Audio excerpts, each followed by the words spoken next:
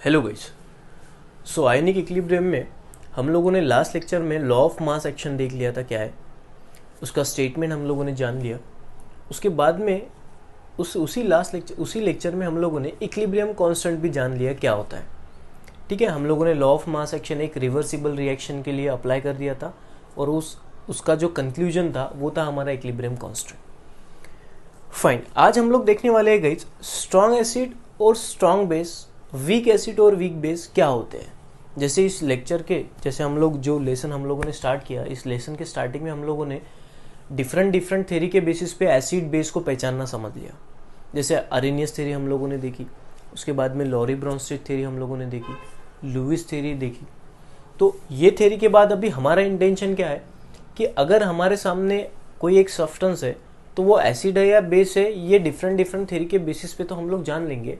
But मान लो हमारे पास दोनों के दोनों सब्सटेंस एसिड है, तो इन दोनों के दोनों एसिड में किसका ज़्यादा एसिडिक नेचर है, किसका कम एसिडिक नेचर है, मतलब स्ट्रॉन्ग एसिड कौन है और वीक एसिड कौन है, उसी तरह स्ट्रॉन्ग बेस कौन है और वीक बेस कौन है, ये नेचर जानने के लिए हम लोग अभी आगे का स्टडी देखने वाले हैं। तो आज हम लोग देखेंगे स्ट्रॉन्ग एसिड और स्ट्रॉन्ग बेस, वीक एसिड और वीक बेस किसे कहते हैं। तो हम लोग अरेनियस थ्योरी की मदद लेने वाले हैं। देखिए, अरेनियस थ्योरी हमें सिंपली बता देती है कि अगर किसी सब्सटेंस को आप पानी में डालोगे तो वो अगर substance H positive ion generate करेगा तो वो सब्सटेंस एसिड कहलाएगा। अगर किसी सब्सटेंस को पानी में डालने के बाद वो base OH negative ion generate करेगा तो उसको बेस बोल दो। ये अरेनियस थ्योरी का मानना है। तो guys, according to the Arrhenius theory, the strength of acid and base depend on extent of ionisation of acid and base in aqueous solution. इसका मतलब क्या है कि अगर कोई एक सब्सटेंस पानी में जाने के बाद ज़्यादा से ज़्यादा H पॉजिटिव आयन जनरेट कर रहा है तो वो अच्छा एसिड कहलाएगा, क्योंकि H पॉजिटिव आयन जनरेट कर रहा है मतलब वही तो आइडेंटिटी है एसिड की, कि कोई अगर substance H positive ion generate कर रहा है तो वो एसिड है। तो गाइस, कॉमन सेंस है कि अगर कोई सब्सटेंस ज़्यादा H पॉजिटिव आयन जनरेट कर रहा है पानी में जाने के बाद तो वो अच्छा एसिड होगा, उसकी एसिडिक स्ट्रेंथ अच्छी होंगी। उसी तरह बेस, कि कोई अगर सब्सटेंस पानी में जाने के बाद ज़्यादा से ज़्यादा OH नेगेटिव आयन जनरेट करेगा तो वो अच्छा बेस होता है। तो अभी फिलहाल हम लोग स्ट्रॉन्ग बेस और वीक बेस, स्ट्रॉन्ग एसिड और वीक एसिड, ये बात समझ लेते हैं अरेनियस थ्योरी के अकॉर्डिंग। तो मान लो मेरे पास गाइस एक सब्सटेंस है, मान लो मेरे पास एक सब्सटेंस है HA, इसको मैं एसिड बोलता हूं। ठीक है, अगर मान लो इसके मैंने 10 मॉलिक्यूल ले लिए, जैसे एग्जांपल के लिए समझ लीजिए 10 मॉलिक्यूल ले लिए, और मुझे ये बात पता चली कि मैंने ये 10 के 10 मॉलिक्यूल पानी में डाल दिए, और पानी में डालने के बाद 10 के 10 आयोनाइज हो गए, 10 के 10 डिसोसिएट हो गए। ये 10 के 10 डिसोसिएट होने के बाद मुझे H पॉजिटिव और A नेगेटिव तो मिले। तो अगर ये एक टूटेगा तो एक H पॉजिटिव आयन बनेगा, दो टूटेंगे तो दो H पॉजिटिव आयन बनेंगे। उसी तरह मैंने 10 मॉलिक्यूल पानी में डाले थे HA के, और 10 के 10 टूट गए, मतलब आपका जो ये सब्सटेंस है ये H पॉजिटिव आयन तो जनरेट कर ही रहा है, तो ये एसिड तो कहलाएगा। But guys, H positive ion का जनरेशन बहुत ज़्यादा है, मतलब जितने आपने डाले मॉलिक्यूल उतने सारे के सारे डिसोसिएट हो गए, आयोनाइज हो गए और H पॉजिटिव आयन बना दिया। तो ये मॉलिक्यूल हमें H पॉजिटिव आयन कैसे दे रहा है, ज़्यादा से ज़्यादा दे रहा है, मतलब इस मॉलिक्यूल से हमें large number of H positive ion मिल सकते हैं। तो ये एसिड कहलाएगा स्ट्रॉन्ग एसिड। ठीक है ना गाइज। तो देखो, स्ट्रॉन्ग एसिड की डेफिनेशन क्या है, the acid which ionises almost completely, मतलब ऐसा सब्सटेंस जो पानी में डालने के बाद पूरा का पूरा टूट गया, मतलब 10 मॉलिक्यूल डाले तो 10 के 10 टूट गए, 100 मॉलिक्यूल डालोगे तो 100 के 100 मॉलिक्यूल टूट जाएंगे। एक मोल सब्सटेंस अगर आप डाल रहे हो एसिड का, वो एक मोल कंप्लीटली आयोनाइज हो गया, कंप्लीटली टूट गया, आयंस बना दिए, तो हम लोग बोलेंगे यार ये बहुत बहुत अच्छा एसिड है। तो स्ट्रॉन्ग एसिड की गाइज मतलब आइडेंटिफिकेशन कैसे कर सकते हो आप स्ट्रॉन्ग एसिड को, कि वो पूरा आयोनाइज होता है पानी में जाने के बाद, और अगर वो पूरा आयोनाइज हो रहा है तो हमें ज्यादा से ज्यादा H पॉजिटिव आयन मिल रहे हैं, इसलिए हम लोगों को स्ट्रॉन्ग एसिड में large number of H positive ion मिलते हैं, तो उसको हम लोग बोलते हैं स्ट्रॉन्ग एसिड। मतलब ऐसा सब्सटेंस जो कंप्लीटली, ऑलमोस्ट कंप्लीटली आयोनाइज हो रहा है, डिसोसिएट हो रहा है, और हमें ज्यादा से ज्यादा H पॉजिटिव आयन दे रहा है, उस एसिड को हम लोग गाइस बोलते हैं स्ट्रॉन्ग एसिड। इसके एग्जाम्पल अगर आपको देखने हैं तो गाइस HCl जो होता है, HCl वो स्ट्रॉन्ग एसिड कहलाता है। H2SO4 भी स्ट्रॉन्ग एसिड है, HNO3, ये सारे एग्जाम्पल गाइस स्ट्रॉन्ग एसिड के। इसमें से आप सारे अगर याद रखोगे तो बहुत अच्छी बात है, बट फिलहाल आप पहले 3 तो भी याद रख ही लो। ठीक है, उसके बाद में अभी गाइस हम लोग क्या देखते हैं कि स्ट्रॉन्ग एसिड में हम लोगों ने एक बात जान ली कि वो जो सब्सटेंस है वो पूरा टूट जाता है। ठीक है, अब आगे जो स्ट्रॉन्ग एसिड की रिएक्शन होते हैं, मतलब स्ट्रॉन्ग एसिड का जो आयोनाइजेशन होता है पानी में जाने के बाद, उसको हम लोग रिप्रेजेंट किस तरह से करें ये हम लोग बात जान लेते हैं। अभी गाइस देख लो, मान लो हमारे पास कोई एक स्ट्रॉन्ग एसिड है HA। अब हम लोगों ने बोल दिया ये स्ट्रॉन्ग एसिड है। अब ये पानी में जाने के बाद पूरा टूटने वाला है, मतलब H पॉजिटिव और A नेगेटिव आयन जनरेट कर रहा है। तो देखो थोड़ा इसको हम लोग अलग भाषा में समझ लेते हैं। देखो क्या, अगर गाइज ये स्ट्रॉन्ग एसिड है, इसका मतलब ये पानी में जाने के बाद टूट जाएगा। मान लो ये स्ट्रॉन्ग एसिड है, ये पानी में जाने के बाद पूरा टूटेगा, तो H पॉजिटिव आयन और A नेगेटिव आयन तो जनरेट होंगे। अभी ये जो रिएक्शन होता है, मतलब स्ट्रॉन्ग एसिड का जो आयनाइजेशन होता है, ये रिएक्शन रिवर्सिबल है या इरिवर्सिबल है, ये हमें जानना है। ठीक है, अभी रिवर्सिबल का मतलब क्या होता है कि आगे जाने के बाद वापस ये पीछे आएगा। इरिवर्सिबल का मतलब ये बस रिएक्शन आगे ही जाएगा, पीछे नहीं आएगा। अभी देखते हैं रिवर्सिबल है या रिवर्सिबल है। अभी मान लो ये हाइड्रोजन है और ये वाला मॉलिक्यूल A है। HA को हम लोग इसको बोल देंगे A, इसको बोल देंगे H। ये बन गया HA मॉलिक्यूल। अभी ये पानी में जाने के बाद टूट रहा है। अब पूरी तरह से टूट रहा है मतलब बाइस हो क्या रहा है, हम लोगों ने ये देखा था कि अगर कोई सब्सटेंस एसिड होता है, अलग अलग थ्योरी के अनुसार देख लो गाइस, जैसे लॉरी ब्रॉन्सन थ्योरी क्या बोलती है, acid is a substance which donate H positive ion, H positive ion को छोड़ देता है। अब जितना अच्छा छोड़ देगा H पॉजिटिव आयन को, उतना अच्छा एसिड होगा ना। तो गाइस ये मान लो, हम लोगों ने मान लिया ये स्ट्रॉन्ग एसिड है। इसका मतलब जो A वाला मॉलिक्यूल है वो H को फटाक से छोड़ देगा, ये H और A में का बॉन्ड जल्दी से टूट जाएगा। अब अगर गाइस H और A में का बॉन्ड जल्दी से टूट रहा है, ये हम लोगों ने सिर्फ और सिर्फ एग्जांपल लिया। A क्या है, A कुछ भी हो सकता है। जैसे HCl अगर आप उठाओगे तो A कौन है, Cl। अगर आप H2SO4 उठाओगे तो A कौन है, ये बचा वाला पार्ट, हाइड्रोजन को छोड़ के बचा हुआ पार्ट को हम लोग A बोल रहे हैं। तो स्ट्रॉन्ग एसिड पानी में जाने के बाद पूरा टूट रहा है, इसका मतलब ये कि A जो है A, ये हाइड्रोजन के साथ रहना पसंद नहीं करता, इसीलिए तो हाइड्रोजन को अलग कर रहा है पानी में जाने के बाद। अब बात देखिए, आप बस आपको समझ में आए, आपके याद रहे, इसलिए मैं इस वे से आपको समझा रहा हूं, समझ लीजिए।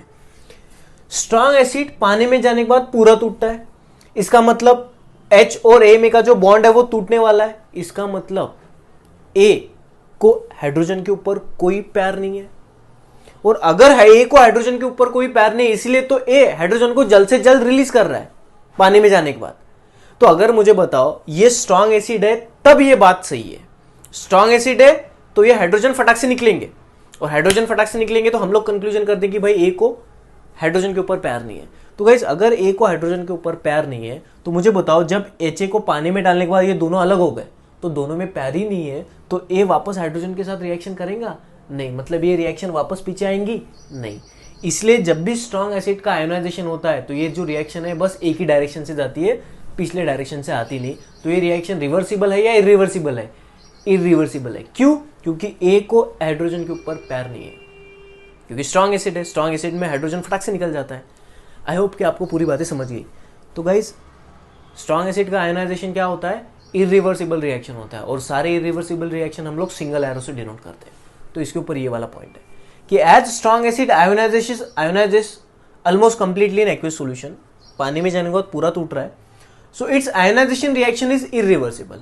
अब ये आयोनाइजेशन रिएक्शन क्यों इरिवर्सिबल है, मैंने अभी समझाया, और इरिवर्सिबल होने के कारण ये डिनोट करती है सिंगल एरो से। ठीक है guys, so this is all about आपका स्ट्रॉन्ग एसिड। चलो अभी हम लोग वीक एसिड के ऊपर बढ़ते हैं। देखो गाइस वीक एसिड क्या होते हैं, बड़ा आसान है।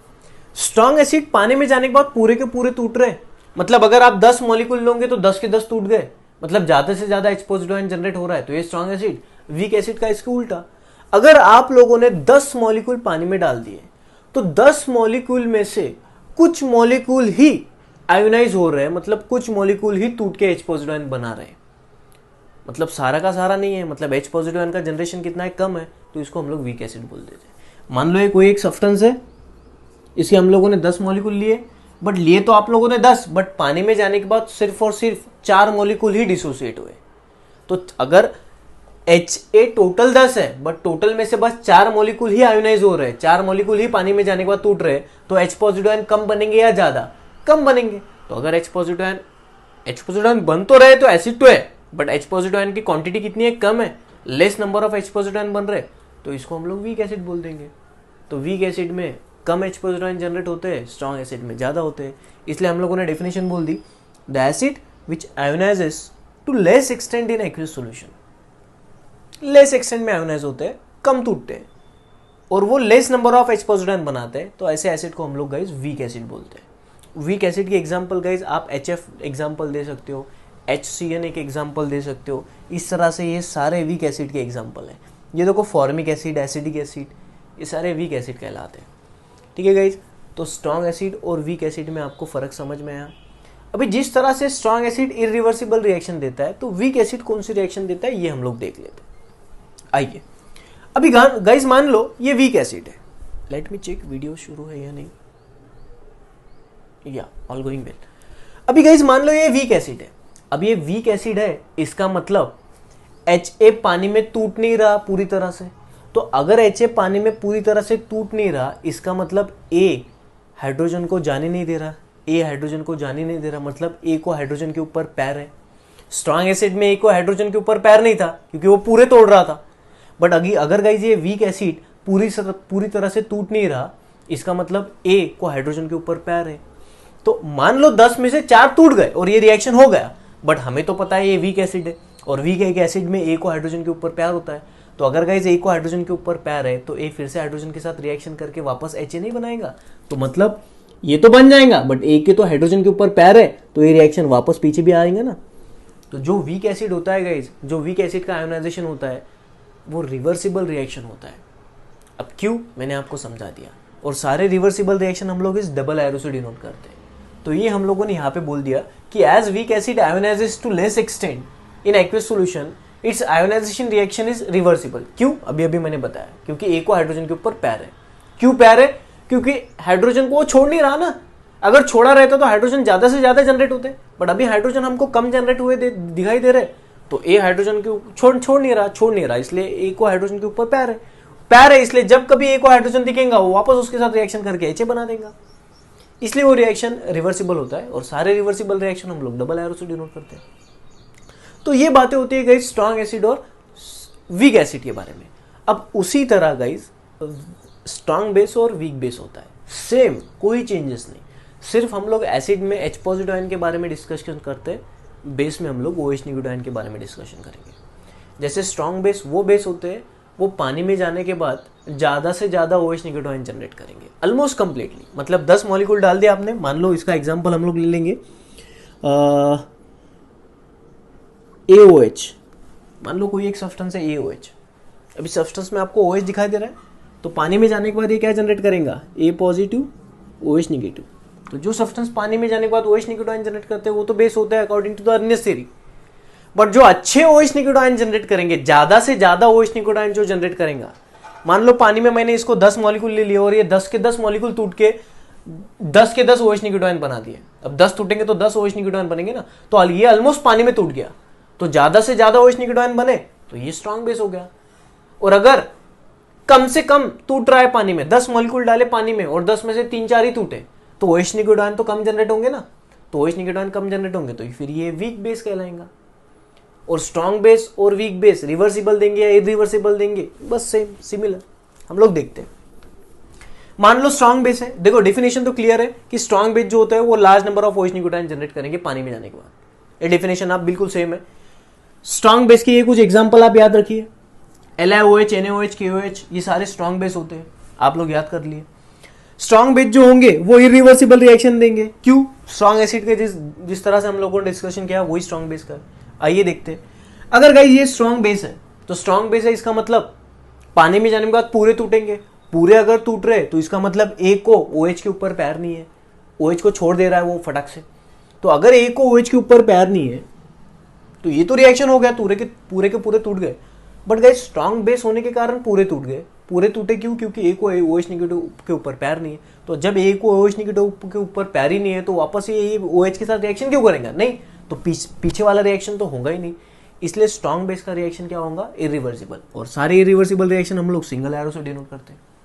बट वीक बेस की अगर हम लोग बारे में बात करें तो वीक बेस वो बेस होते हैं जो पानी में जाने के बाद कम टूटते हैं, कम OH नेगेटिव आयन जनरेट करते हैं। लेस नंबर ऑफ OH न्यूक्लियोटाइन। तो ऐसा सब्सटेंस जो पानी में जाने के बाद लेस नंबर ऑफ OH न्यूक्लियोटाइन जनरेट करता है उसको हम लोग वीक बेस बोल देंगे। तो अगर पानी में जाने के बाद ये OH न्यूक्लियोटाइन कम जनरेट कर रहा है, इसका मतलब तो ये होगा ना गाइस कि OH और A में जो बॉन्ड है वो टूट नहीं रहा, इसलिए तो OH न्यूक्लियोटाइन ज्यादा बन नहीं रहे। पानी में जहाँ पूरे के पूरे टूट नहीं रहे OH, 10 मॉलिक्यूल ले लिया आपने पानी में डालने के बाद, 10 के 10 टूटे नहीं, 10 में से बस 3 ही टूटे। तो इसका मतलब A को OH के ऊपर पैर है। तो अगर A को OH के ऊपर पैर है इसीलिए तो OH को छोड़ नहीं रहा। तो जितने कितने छूटे वापस A क्या करना चाहेगा, वापस उस OH के ऊपर अटैक करके वापस पीछे आना चाहेगा। मतलब A को OH के ऊपर पैर है इसलिए तो A OH के साथ वापस रिएक्शन करके OH बनाएगा। तो वीक बेस का जो रिएक्शन होता है वो इरिवर्सिबल रिएक्शन होता है, या रिवर्सिबल होता है रिवर्सिबल, और इसलिए हम लोग इसको डबल एरो से डिनोट करते हैं। तो ये सारा डिस्कशन है उसके ऊपर। तो गाइज ये स्ट्रॉन्ग बेस और weak base, strong acid weak acid, ये सारा डिस्कशन आप लोग इसके ऊपर से नोट डाउन कर लो। और आपको अभी ये चीज़ें इस लेक्चर में आपको बस इतना फोकस करना है कि स्ट्रॉन्ग एसिड होगा तो रिवर्सिबल होगा या इरिवर्सिबल होगा रिएक्शन, वीक एसिड होगा तो क्या होगा। तो ये जो रिवर्सिबल इरिवर्सिबल का मैंने कंसेप्ट इस लेक्चर में बताया वो सबसे ज़्यादा इंपॉर्टेंट है। ये तो छोटी मोटी बात है कि स्ट्रॉन्ग एसिड होगा तो ज़्यादा एक्सपोजिट जनरेट करेगा, वीक होगा तो कम, ये तो कोई किसी को भी पता है। बट मैंने जो एग्जाम्पल दिया आपको, रिवर्सिबल क्यों है और इरिवर्सिबल क्यों है, ये जो पैर की बात है ये आपकी बड़ी काम में आने वाली है। तो ये तरकीब आप याद रखिए, हमको आगे काम में आने वाली है। सो आई होप कि आपको पूरा लेक्चर समझ में आऊँगा। Thank you so much.